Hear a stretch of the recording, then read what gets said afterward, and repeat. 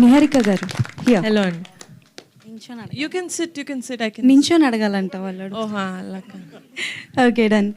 So first of all అయితే congratulations, teaser చాలా బాగుంది. అండ్ నాకు తెలిసి వీళ్ళందరికీ వీళ్ళ స్కూల్ డేస్ అన్నీ గుర్తొచ్చుంటాయి.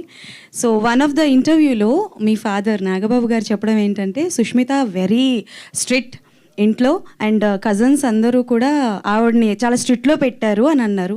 అండ్ మీరు సుష్మిత గారు చాలా క్లోజ్ అని విన్నాము. సో ప్రొడక్షన్లో ఎంతవరకు మీరు ఆవిడని ఫాలో అవుతారు?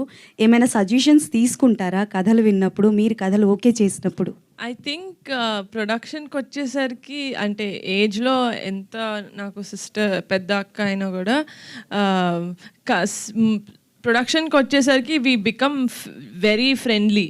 అంటే నువ్వేం చేస్తున్నావు, ఇయర్ ఎన్ని ప్రాజెక్ట్స్ చేస్తున్నావు, నేను ఎన్ని ప్రాజెక్ట్స్ చేస్తున్నాను అని చెప్పి I think our conversations are more like friends rather than learnings or teachings. Okay. So ప్రొడ్యూసర్గా ఏ కథ విన్నప్పుడైనా సరే ఇది మా కళ్యాణ్ బాబాయ్కి అయితే బాగుంటుందే అని అనుకున్నారా? ఆర్ ఎల్స్ కళ్యాణ్ బాబాయ్ కోసం ఒక కథ ఏదైనా రెడీగా ఉంది అని ఉందా? యాజ్ అ ప్రొడ్యూసర్గా చెప్పండి. యాజ్ అ ప్రొడ్యూసర్ ఇప్పటి వరకు నాకు అలాంటి స్క్రిప్ట్ అయితే వినలేదండి. ఎలాంటి స్క్రిప్ట్ కోరుకుంటున్నారో చెప్పండి. చాలా యంగ్ మేకర్స్, ఆయన ఫాలోవర్స్ వెయిటింగ్గా ఉన్నారు. నేనా ఆయననా? ఖుషి మళ్ళీ తీయడం అంటే కష్టమే. But I want to see him in a love story. In a love story? నాకు కళ్యాణ్ బాబాయ్ సిగ్గుపడితే చాలా ఇష్టం, సో అందుకని love story. Okay done. So can I ask one more question for boys? Yes.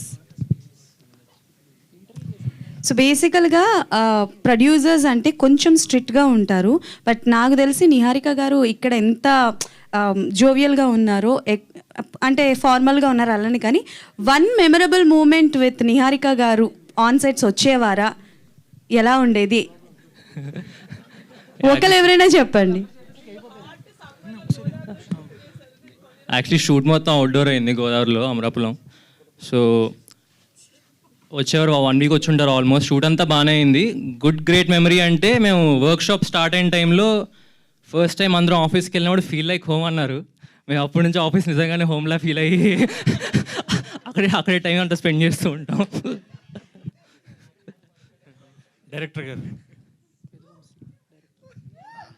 Sir, ఈ సినిమా అంటే మీరు complete Godavari side and మీ నేటివ్ అక్కడేనా? అండ్ సెకండ్ థింగ్, ఓకే, సాంగ్లో మనకి పిఠాపురం తాలూకా సార్, ఓకే, తాడేపల్లి కూడా అండి. Okay right sir. సాంగ్లో చాలా నాస్టాలజిక్ మనకి పాత ఐటమ్స్ అన్నిటిని అంటే రిప్రజెంట్ చేస్తూ వచ్చారు.